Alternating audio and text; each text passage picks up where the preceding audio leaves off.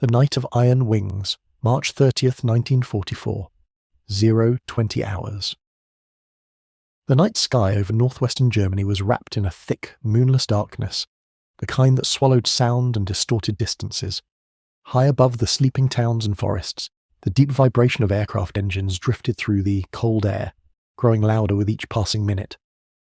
Somewhere beyond the clouds, an RAF bomber stream pressed resolutely toward its target, 150 Lancaster heavy bombers arranged in a long, ragged procession. Inside one of the Luftwaffe's night fighter airfields, Oberleutnant Martin Becker climbed into the cramped cockpit of his Bf 110 G4, the twin-engined Predator designed for one task: hunt the bombers in the dark. The ground crew moved around the aircraft like silent ghosts, checking ammunition belts, fuel lines, radar sets, and the upward-firing 20mm cannons hidden in the fighter's spine. Becker pulled his leather gloves tight and gave a short nod to his radar operator, Oberfeldwebel Karl Treusch, who was already adjusting the cathode ray display in the rear cockpit. The pale green glow illuminated Treusch's face, giving him a spectral appearance in the dim interior. Bomber stream detected heading southeast, the controller's voice crackled through the radio. Altitude 15 to 18,000 feet, multiple contacts. Becker smiled faintly. It will be a busy night. He pushed the throttle, and the Bf 110 rolled onto the runway. Moments later, the aircraft roared into the sky, engines screaming as it pierced the low cloud layer and climbed toward the approaching formation. As they leveled off at operational altitude, the horizon burst into tiny flashes, distant tracer fire from flak batteries below. Though far away, the glow was unmistakable. The RAF was already crossing into heavily defended airspace. Treusch leaned closer to his radar screen. Contact at 11 o'clock, range 4 kilometers, large target. Lancaster, Becker muttered. It has to be. The Lancaster was the RAF's most feared heavy bomber, a giant with 4 roaring engines and an enormous bomb load. Its silhouette dominated the night like a floating fortress, and every German pilot knew that bringing one down required precision, nerves, and no small amount of luck. Becker throttled back, sliding the Bf 110 into a shadowy pocket beneath a massive bomber. The tactic was deadly and simple. Approach from below, where the Lancaster's guns could not reach, fire upward into the wings or fuel tanks and slip away unseen. Moments later, the Lancaster's shape emerged through the darkness, vast, black and menacing. Its engines glowed faintly, a set of orange halos shimmering like embers. Exhaust fumes drifted behind it, mixing with the icy night air. This is our third for tonight, Becker whispered. He aligned his gun sight. Guns ready, Treusch confirmed. Becker squeezed the trigger, and the night exploded into life. 2 streams of 20mm shells tore upward, striking the bomber's port wing route with brutal accuracy. The metal skin shredded instantly. A fireball erupted along the engine cowling, showering sparks into the sky. But the Lancaster did not fall. Instead, it lurched, steadied, and continued flying, its flaming engine trailing smoke like a comet. What in God's name? Becker breathed. He circled around for another pass, now more cautious, more focused. The Lancaster crew must have been scrambling inside. Fire extinguishers, alarms, shouted commands, yet the massive bomber still held its formation, refusing to descend. Becker dove again, this time angling below the fuselage to strike the fuel tanks. Another burst of cannon fire. More hits. Still the bomber flew. Treusch glanced up from his radar. It's absorbing everything. I see that, Becker snapped, though his voice carried more awe than frustration. Inside the Lancaster, chaos reigned. The pilot, Flight Lieutenant Henry Collins, fought the controls with trembling hands as the burning port engine shook violently. The flight engineer crawled toward the wing route, desperately hoping to contain the flames. The navigator shouted bearings while the radio operator tried to send out a distress signal. In the tail turret, the gunner scanned the darkness, terrified that the night fighter would strike again at any moment.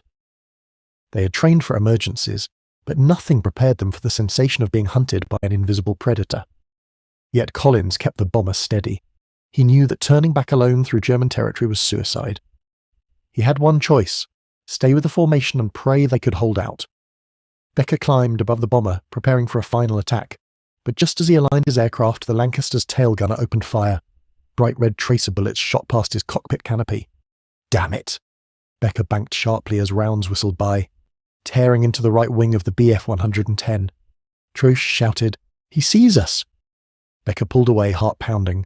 He had underestimated this crew. This was no ordinary bomber, and these were no ordinary airmen.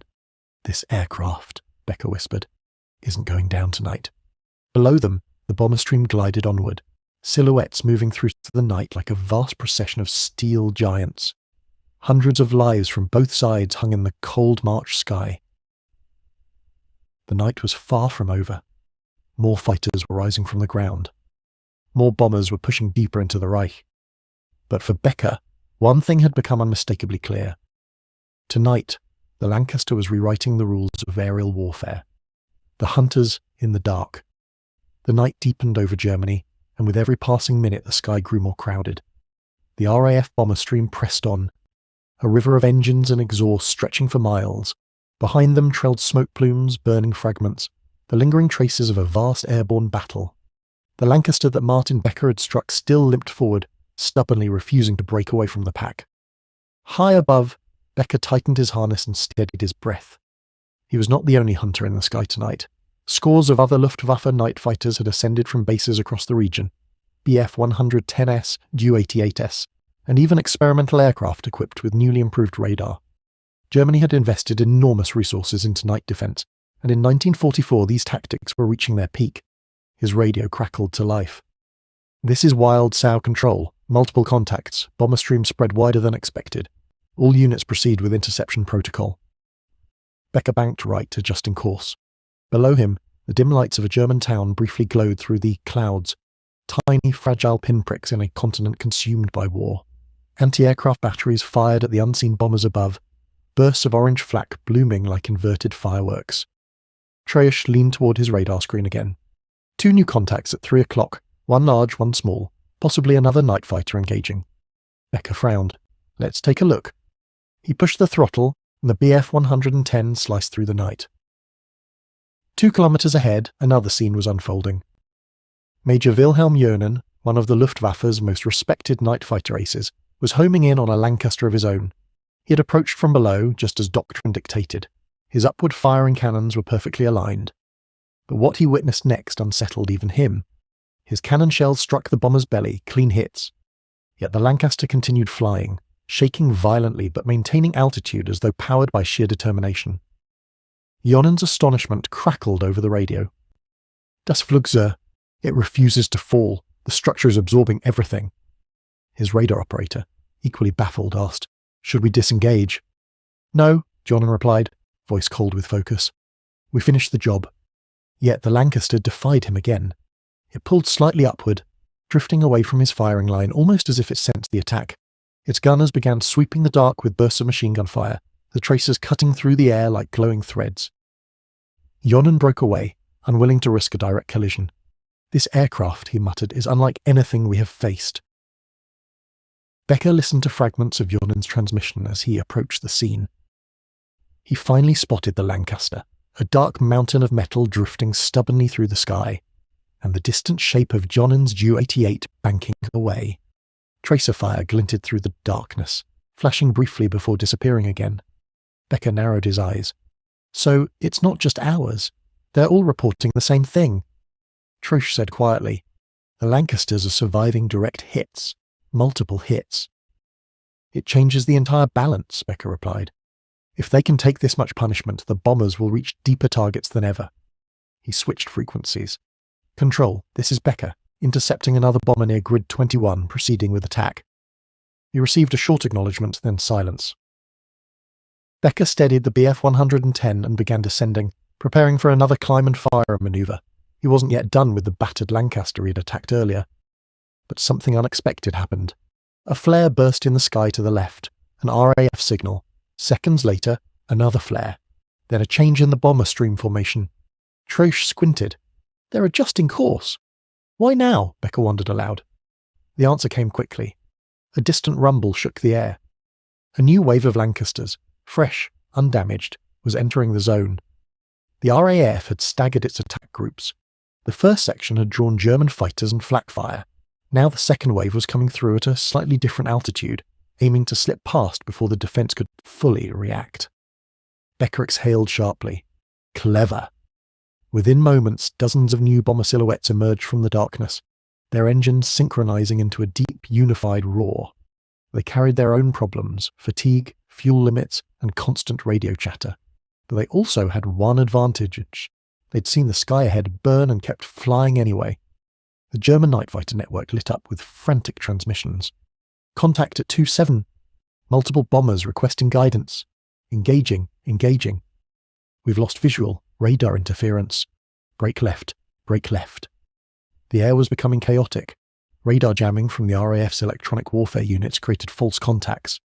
Flak bursts illuminated the sky unpredictably. Fighters from both sides collided or narrowly avoided each other in the chaos. Becker's instincts sharpened. This was no longer a routine interception. It was turning into a free-for-all. "Let's go for the lead bomber," he told Treusch. "If we break their front, we break their timing."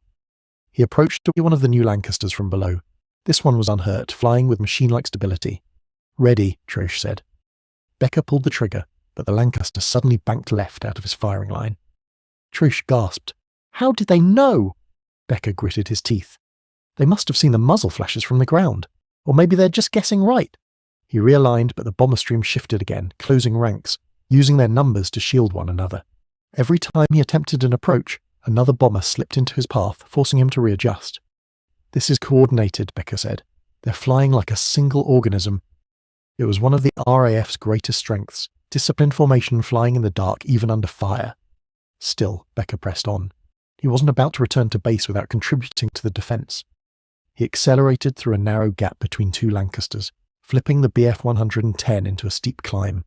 The manoeuvre forced him dangerously close to their gunners' arcs, but he needed position. Suddenly he found himself behind a straggler, an isolated bomber struggling to keep up. Perfect. He aimed. But before he could fire, the distant roar of an engine came from below. Another German night fighter rose sharply, nearly colliding with him. Becker jerked the controls. "Scheisse! They're everywhere tonight!" Treusch grabbed the cockpit frame to steady himself. "Too many aircraft in the same airspace. This is madness." Indeed it was. The RAF had flooded the sky with steel, and the Luftwaffe had responded with every available fighter. The night had become a lethal maze. Then, without warning, the burning Lancaster Becker had attacked earlier reappeared below them. Still flying, still refusing to fall. Still pushing toward the heart of Germany with half a wing on fire. Becker stared at it in awe. "How is it still airborne?" Treusch whispered. "It's like iron. That aircraft won't die." Becker suddenly felt something he'd not felt in a long time. Uncertainty. Not fear, not hesitation, but the realization that the enemy had created a machine powerful enough to change the rhythm of war. And the night was far from over. The bomber that would not die. The night seemed endless. Darkness stretched in every direction, broken only by explosions, tracer fire, and the dull orange glow of burning aircraft. The RAF bomber stream pressed deeper into the Reich, yet its losses mounted with every kilometre. For the German night fighters, the attack was an opportunity and a test of skill, of discipline, and of endurance. For Oberleutnant Martin Becker, it was becoming something else entirely. His eyes remained fixed on the wounded Lancaster he'd struck nearly 20 minutes earlier.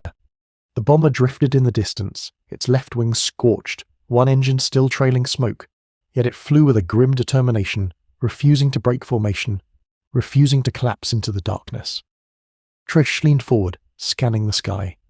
"It's losing altitude, but slowly." "Slowly is enough," Becker replied. "If they stay level for another 10 minutes, they'll reach the Ruhr." The Ruhr, Germany's industrial heart, steelworks, factories, oil plants. A single Lancaster could do terrible damage, and Becker knew it. He pressed the throttle again. "We finished this," he said. Inside the Lancaster, chaos had turned to exhaustion. Flight Lieutenant Henry Collins, pale from smoke inhalation, fought the controls. His flight engineer shouted readings over the roar of the remaining engines. The navigator coughed constantly, his maps stained with soot. The wireless operator worked frantically, switching frequencies, trying to locate the bomber stream's path after drifting slightly from formation. The tail gunner, Sergeant Elliot Price, continued sweeping the sky with his guns. His hands trembled not from fear, but from cold. At -20 degrees, every breath felt like swallowing ice. "Pilot," Price called through the intercom. "Fighter at our 7 o'clock. I saw him climb earlier. He's circling." Colin swallowed hard. "Hold him off, Elliot. We're still in this." He didn't know if it was true. He didn't know how the wings were still attached, but He kept repeating it like a prayer. Becker closed in.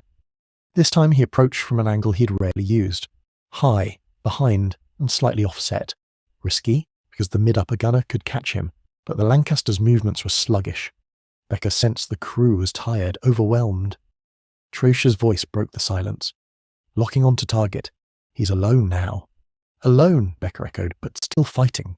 He aligned the gun sight. Before he could fire, the bomber suddenly jolted, as if stirred by some last instinct. Its tail turret swung around.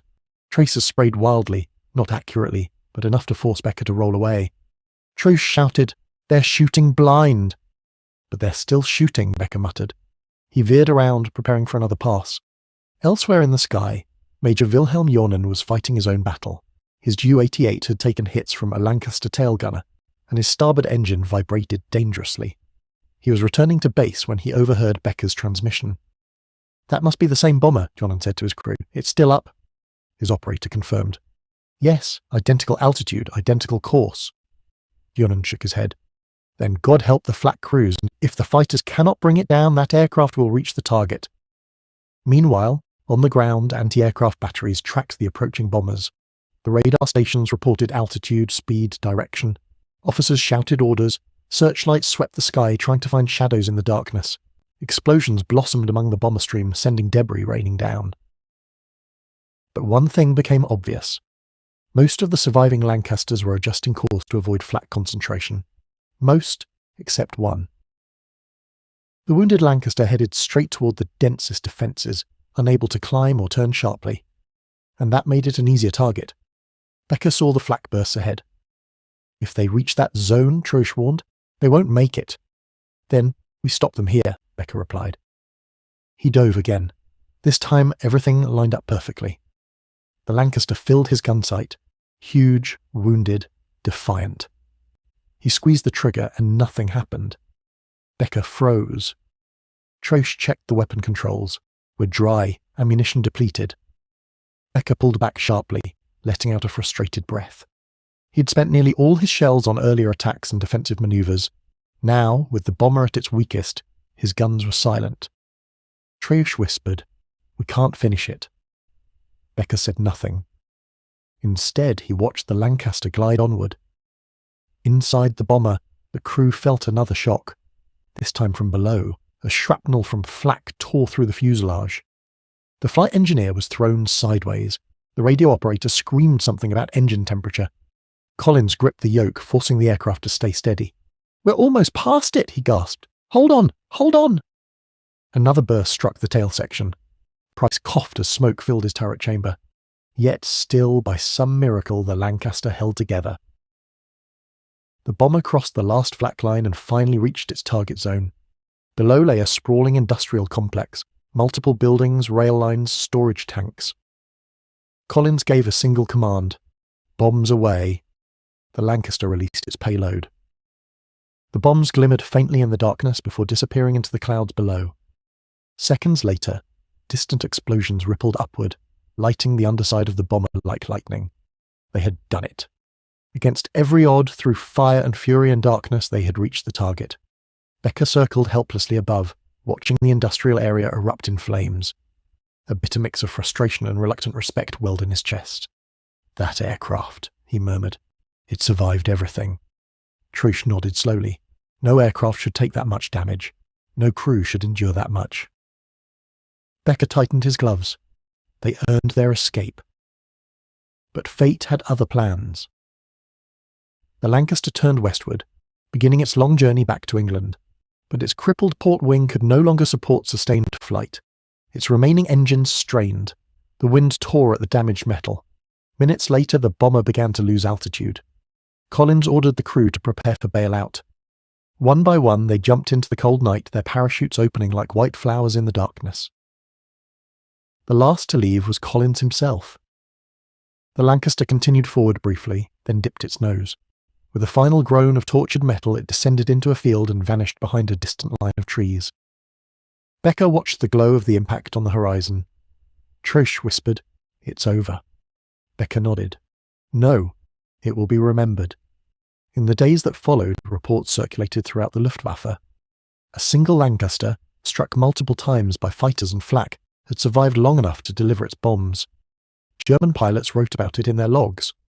British debriefers were stunned by the crew's account. Historians would later describe it as one of the most remarkable examples of bomber resilience during the war.